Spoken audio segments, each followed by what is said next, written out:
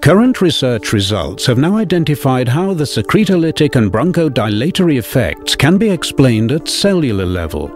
Beta-2 adrenergic receptors are located on the plasma membrane of the bronchial cells. These receptors are stimulated by agonists such as adrenaline. Activated agonist receptor complexes operate in functional microdomains and trigger a signal cascade which ultimately triggers bronchodilation. In order to avoid any undesirable overstimulation, shortly after stimulation, the receptors are reallocated from the functional microdomain to a specific area known as the coated pit and absorbed into the cell as a result of endocytosis. The number of receptors on the cell surface rapidly reduces, which is referred to as downregulation.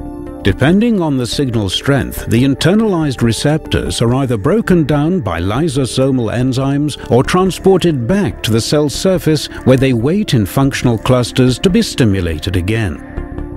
This process of stimulation, endocytosis, lysosomal breakdown or retransportation and forming of new functional clusters is repeated as a cycle in countless bronchial cells.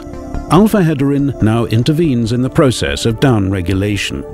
It slows down the relocation of active receptors to coated pits and consequently reduces the extent of endocytosis.